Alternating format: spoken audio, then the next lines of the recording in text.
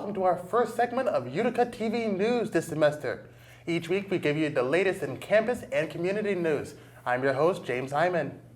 And I'm your host, Jared Scroggs. Let's dive right into our top story. A changing of the guard in our athletic department sees a new name stepping up. Reporter Nico Leonard has the update. Former athletic director Dave Fontaine officially retired from Utica University effective on February 1st. Since his departure, Assistant Athletic Director and head women's lacrosse coach Kristen St. Hilaire has taken over the role. We sat down with her to hear her thoughts. 18 years I've been here as the head women's lacrosse coach, and the last 8 of them I've served as the assistant athletic director as well, in addition to my coaching responsibilities. And so in those 8 years I've taken on a lot more of the administrative aspect of the department, served on a lot of committees and such across campus, and I think just really became a part of that side of our department and the things that we're doing. When you think about administration, especially certainly administration within an athletic department, it's really, that's all it is, right? It's about managing, certainly about managing people. When I think about my playing career, even through high school and into college, I was, I think I was a captain of every team I've ever been on. I just kind of naturally have kind of that leadership ability, and I enjoy being in that position, and I take pride in what comes with all of that, and so I think all of that has certainly prepared me for where I am now. So this is where I wanted to be in my career. Even as a player, I got injured in my first year, and so I got to kind of be on the other side of things and got a clipboard and was like, wow, this is pretty cool. This is pretty neat. And so that's kind of how I fell in love with coaching and that aspect of it. And once I got into coaching, I loved what I did every day, and loved working with the students.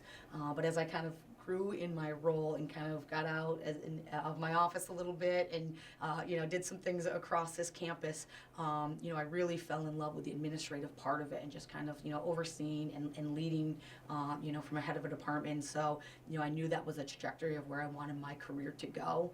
I am so fortunate that I get to do it at a place that I'm so passionate about, that I care about so much, that I have spent 18 years of my 20-year coaching career at, and it's just it's a special place. I love Utica University. I love our student athletes and our students as a whole, and just walking around this campus, the campus community, everyone here, it's just a special place. And to be able to take over the department at a place that I'm so passionate about and care so much about, it's truly an honor. It's a dream of mine. From everyone here at Utica University, congratulations, Coach Saint. I'm Nico Leonard, Utica TV News. The Utica dance team took a highly anticipated trip down south to Orlando, Florida this past week. The team made a debut in UTA Nationals, marking a significant milestone for the program as a whole. The team was tasked with fundraising the entire trip themselves in under 3 months. They set up a strategic plan the minute it was confirmed they would be attending Nationals. The number they had to hit, $25,000, a number that seemed far-fetched for so long before the dream became a reality. Coach Sierra Parrish believes that this experience of competing on a national stage will inspire future Utica dancers to continue to dream and continue to build a positive reputation for the program. Many congratulations to the ladies. The MASL All-Star Game is set to take place this Wednesday, February 12th at the Adirondack Bank Center. The festivities will kick off with a skills challenge at 6 p.m. and move into the game at 7 p.m. and finish off with a meet and greet fan event at 8 p.m. Utica City FC's very own Kelvin Oliveira will captain the blue team, and it comes as no surprise he picked all his boys in blue. Vinny Dantas, Nelson De Andrade, Juliana Lava, and Andrew Coughlin will all be joining Team Kelvin. There will certainly be a home team Wednesday night for the crowd to cheer for. Utica Pioneer Hockey had a tense weekend in Pittsburgh against the Chatham Cougars, where the two teams faced off in back-to-back games. The second-ranked Pioneers finished their Friday match in a 3-3 draw, but the Cougars took the shootout win 2-0. The on-ice tension was palpable, with the box remaining occupied for the majority of the night. Utica was called for a total of 6 penalties and Chatham 9. On Saturday, the Pioneers came out determined and defeated the Cougars 6-2. Saturday's game was just as physical, with a total of 142 penalty minutes between both teams.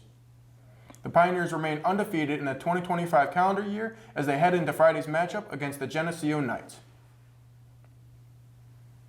This weekend was a big one for local anime fans as it marked the second Utica Anime Fest.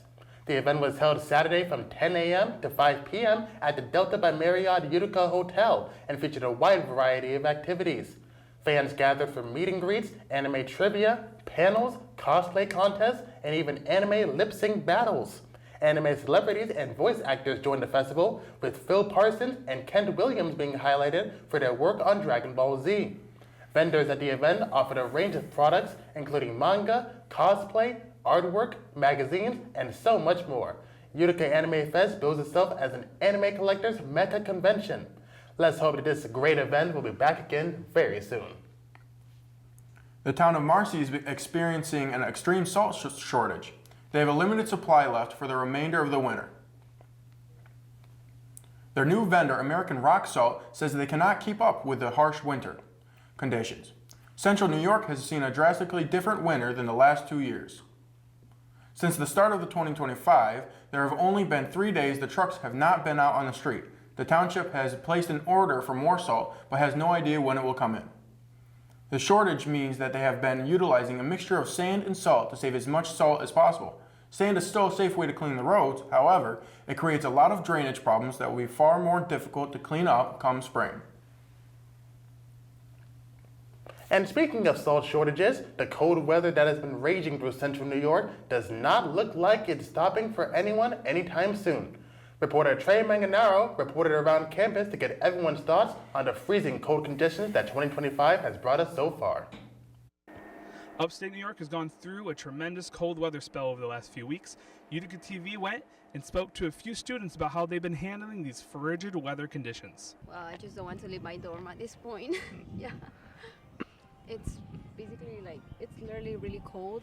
Like, I don't even come to the CAF no more because I just don't want to be walking from PB all the way over here. It's really hard, especially when it's really windy. I feel like it definitely wakes you up in the morning and definitely makes you kind of not want to go to your classes. It's definitely a huge thing that I feel like impacts people more than they'd like to admit. So, getting to class is a little bit of a hassle because it freezes all the snow in the cars, and the couple extra minutes it takes really adds up when you're trying to rush to class, sleeping a little late. You got to wake up a little bit earlier now. So yes, it's very depressing. It's very gloomy. We haven't seen much sunshine. You can't really, I don't have a motivation to get outdoors, and I'm an outdoors person, so yeah. So we wake up, we see the weather, and it's of course cold, so all of us are neglecting going to class, neglecting waking up because it's freezing. I'm Trey. This has been UticaTV News, signing off. Transitioning to the wide world of sports, the Miami Heat have traded superstar Jimmy Butler to the Golden State Warriors in a 4-team deal to cap off the NBA trading deadline on Thursday, February 6th.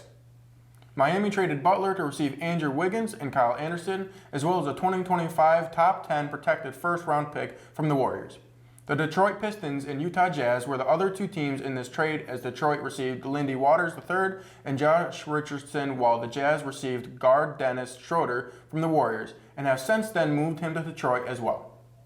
Butler going to the Warriors will give Stephen Curry more star power alongside him to compete for a title in a deep Western Conference.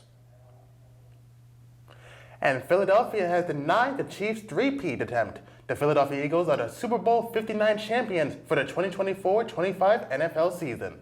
The Eagles dominated the Kansas City Chiefs 40-22 in New Orleans. The defense was the story of the game as Philly sacked Chiefs quarterback Patrick Mahomes 6 times and picked him off twice. On the offensive side, Eagles quarterback Jalen Hurts earned Super Bowl MVP honors as he threw for 221 yards and 2 touchdowns, while rushing for 72 yards and a touchdown as well. Wide receivers A.J. Brown and Devontae Smith each scored a touchdown through the air in the rout of the Chiefs. This is the Eagles' second Super Bowl victory all time, and it was a historic one that will never be forgotten, as players like superstar running back Saquon Barkley win their first championship after breaking the NFL single-season rushing record in the regular and postseason combined with 2,504 yards. That's all the Utica news we have for you today. Be sure to subscribe to our YouTube channel at UticaTV. And follow us on Instagram at UticaUTV. And always remember to Fear the moose.